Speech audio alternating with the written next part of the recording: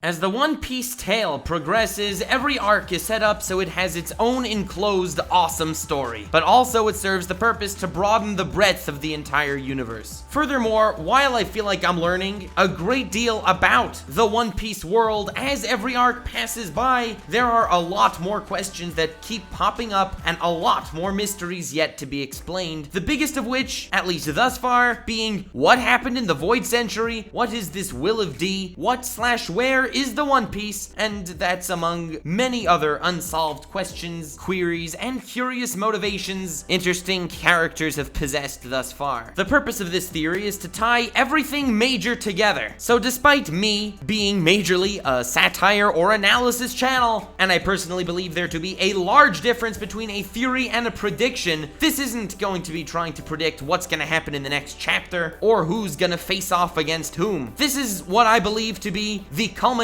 of the entire One Piece series. It ties every mystery together into a little bow to just such a perfect extent that I wholeheartedly believe this to be the climax of the entire One Piece series that Oda envisioned from the get-go. And that's because I only do theory videos if I honestly and legitimately believe that theory to be correct. In all honesty, I'm legit super proud of this video and I can barely contain my excitement. I was waiting to upload this for a really long time. The only thing stopping me from doing this months ago was the dozens of hours of research required to look at this narrative from as many angles as I can. So let's just jump into it.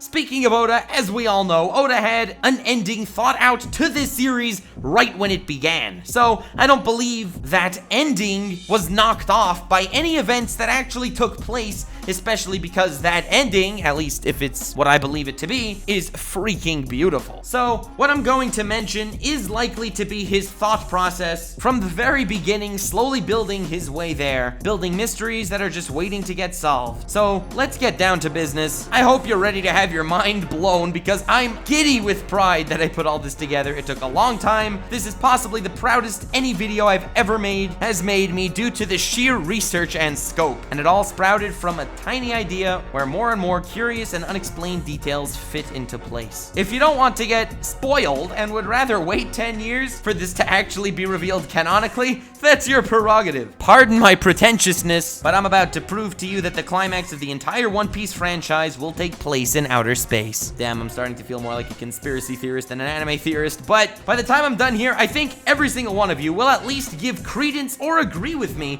that the One Piece ain't on planet Earth. The final battle may not be there either. If anyone has any issues or additions, let me know in the comments, and if any watching YouTubers want to talk to me about it, really, just hit me up on Twitter. I'm more than happy to. Ready? Buckle up, boys and girls and others. Hashtag gender equality. Let's just jump into it. As I've mentioned, every single arc up till this point expanded the universe and added pieces to the grand scale puzzle of the One Piece world. The only seeming exception to this rule is the Skypiea arc. There were no warlords of the sea, there were none of the four emperors, no members of the world government, and no particular character advancement as far as strength or accumulating new crew members. This is the least favorite arc of a lot of people, and I believe that's because it almost felt like filler. Yes, I know a lot of people liked it, but that's for totally other reasons that I will get to in another video. This will become, in retrospect, one of the most important arcs of the entire narrative, and I believe I barely need to draw attention to this because I'm sure everyone is familiar with the canon tale of Enel's journey on the moon, from those cover arcs and his interactions with the civilization there, and I believe that was purely done to subconsciously place the thought of extraterrestrial life as well as the hype of Enel's eventual return. This means the moon is habitable to some capacity, which will play an important role a little later in this theory, which we will definitely be getting back to later. The other exceedingly important detail in the Skypiea arc is that Robin mentioned in chapter 261 about the ancient city that fell, that was coincidentally destroyed in the Void Century, which will be the major turning point in history, and of course will also pertain to Luffy's final battle. We'll be getting back to Skypiea, but much more elaboration elsewhere is first required, because that's more than enough setup I need to start getting into the meat and potatoes. The celestial dragons are the meat and potatoes. This isn't an explained video, and I'm therefore not gonna pad out this theory with a ton of info you already know, since that's kind of boring for all of us. Not really my style. I want of my all-round issues with almost every theorist on YouTube is make them shorter, people. If it can be summed up in 2 minutes or less, it doesn't need to be 10 minutes or more. Not calling anyone out, especially because my intro to this video is ridiculously long due to the pride I feel in making it. I understand, I'm a bit hypocritical, and now I'm rambling. Moving on. Anywho, the celestial dragons, who I will now be calling the dragons since celestial is 3 goddamn syllables, are the nobles of the world. They not only play the system correctly, but the system is seemingly built around them. They are royalty, and the reign of these dragons seemingly arose since the Void Century, where their ancestors came to power in a fashion unknown to the current world. But it was a war cataclysmic enough to not only take over the world with an iron-handed authoritarian government, but they successfully not just shifted historical perspective like most victors of massive wars do, but they managed to erase history entirely. Well, not entirely. They strangely enough weren't able to destroy the Poneglyfs scattered throughout the world, and they stated that their reasoning behind erasing history was to stop anyone from finding, let alone using, the ancient weapons, which I will be mentioning later on. But Old Library Dude, yes, that is his name, doubted this and stated that it's the existence and idea of that kingdom that the current world government was at war with that actually presents the threat to the current world government. And the remnant of that kingdom is the Will of D. Before he was able to actually mention the name of this ancient kingdom, he was immediately executed, as the name enough is powerful and can possibly shift a balance of power. As we all know, Oda puts a lot of time into the fine details as well, especially in seemingly stupid things like clothing, for example, to give a perspective on the character's past or in his intention in what to do with that character. Basically, every single island is an example of this, and my second favorite, just to give you an example, is Dressrosa, representing the Spanish, as I explained in my other One Piece theory video, the entire Wano climax, and the purpose of law and the narrative, link in the description, whatever. The point is, Oda really cares about his details. They're cute and usually go unnoticed by a quick read-through as a gimmick for flair. Okay, here's part 1 of the theory.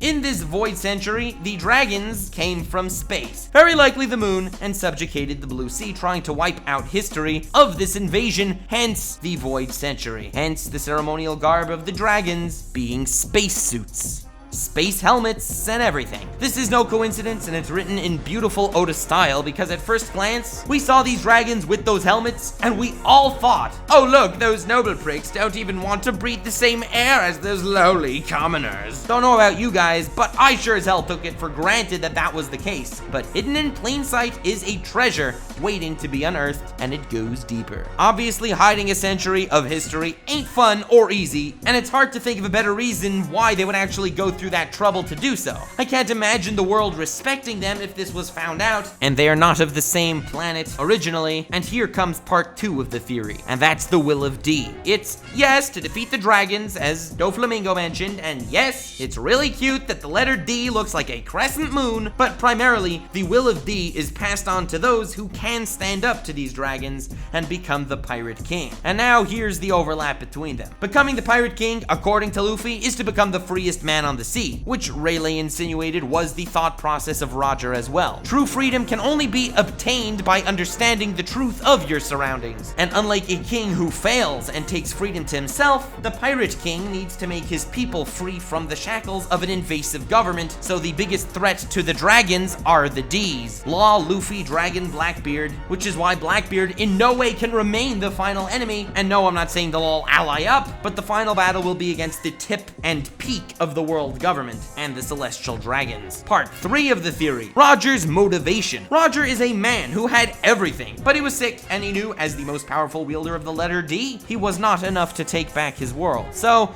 his final moments began the Great Pirate Era, fighting this so-called One Piece at the end of the path that the Poneglyphs point to, which in turn forces whoever obtains the One Piece to by default learn the truth and past of the world and bear arm against the oppressors. So if that was his plan, so he really set up the chase in a fashion that it can only really be concluded by making a ton of allies and becoming the strongest pirate force. I will be covering the meaning of a One Piece pirate in a future video, not for now, it's not really a theory, it's more of an analysis. And by default, this new king will have to learn all of history. That's how Roger passed on his Will of D. The only others that seemingly knew the One Piece's location throughout the story took fascinating actions with this knowledge. Whitebeard emboldened hidden the search for the One Piece, establishing its existence right in front of the world government, despite never claiming it as his own. And Rayleigh did something brilliant that at first worried me. When he told Luffy, "Oh, I'll tell you where the One Piece is," which would basically foil Roger's entire legacy, but then I thought about it, and I was kinda really content with Rayleigh's word choice, cause it really further connects the dots here. Here's part 4 of the theory. It's because the One Piece is in outer space, and that's where the search for it will end. It doesn't matter if Rayleigh tells them, because they still have to find the Poneglyphs to get there, not negating Roger's plan in the slightest. And if it would be anywhere else, of course Rayleigh wouldn't have been able to say anything. Telling anyone its destination undermines Roger, because they'll find it in a week, and telling them it's on Raftel doesn't help either, because that's where everyone's best bet is. Whether the One Piece is symbolic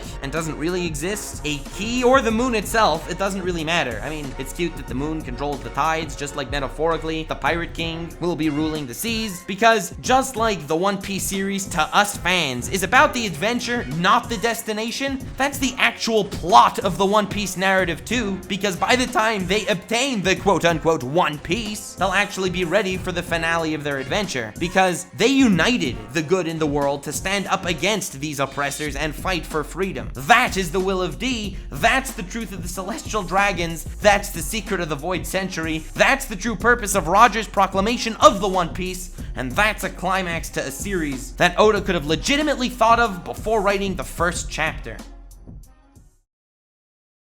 This is kind of the short version of the theory, because I don't want to bore you with how every little mysterious bit of lore wraps up looking at the story from this perspective, especially because most of these things, if you think about it, are plainly obvious at this point and need no elucidation. Luffy can control the Sea Kings, because he's the natural selected defender of the Blue Sea from the invasive government, and it's clear, as I've mentioned, about how Library Dude, who talked about the previous kingdom, and how the Tontatta tribes said that this previous kingdom loved and was beloved by all these other races, as opposed to the dragons who call fishmen fish, livestock, or monsters. If Luffy demonstrated anything throughout his journey, it was some form of equality. The locations of all the Poneglyphs, which were from the ancient kingdom, were in the location of non-humans as well, and fishmen, Zoe, etc., where Poseidon, one of the ancient weapons, is not only a non-human, but a non-human that felt awfully friendly towards Luffy immediately. Enel's journey to the moon broadened our horizons and insinuated his return, sharing the information he gathered. And speaking of, there's reason to believe that the archaeology of Shandura and the Poneglyphs were made from some indestructible material, not from the earth. Reread some of those chapters in Skypiea, especially in regard to the Golden Bell, used by a mysterious ancient civilization that fell in the Void Century. The word choice "fell" is fascinating, and I asked one of our very own One Piece YouTuber admirals, Mr. Best Guy Ever,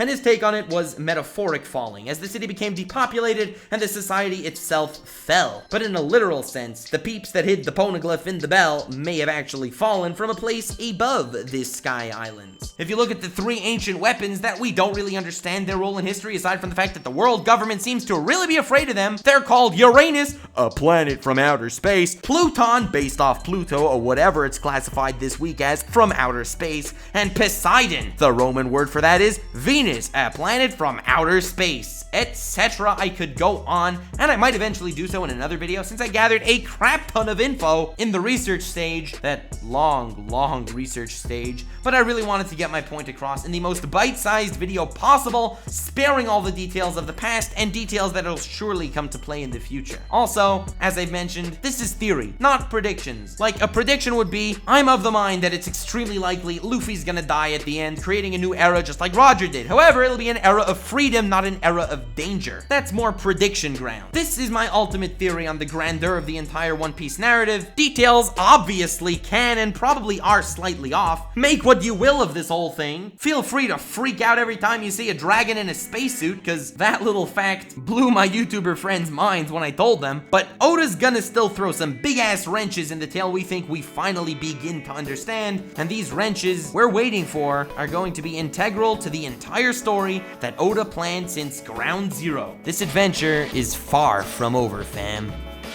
thanks so much for watching. I hope you enjoyed. I apologize if I got a little too melodramatic in this video. It's just a really meaningful one to me. Thanks for sticking around. Feel free to like if you enjoyed, subscribble if you want more, analysis, satire, theory, whatever I decide to do. I'd really appreciate it if you actually shared this theory. I don't usually ask for shares, even though obviously I always want you guys to share it. That's always awesome. But this theory especially, I would really like to see conversation about it, because this is kind of the biggest thing I've seen anyone come up with for One Piece. I could be wrong, and I'm obviously biased, but any YouTuber that happens to be watching, I'm really curious to hear your opinions, in video format even, and every watcher, the comment section is all yours. I truly thank you for giving me the opportunity to voice my opinion on this. Love you guys, and I hope this video was to your expectation, and I didn't hype it up too much. I legit love all of you guys, and remember to stay weird, fam.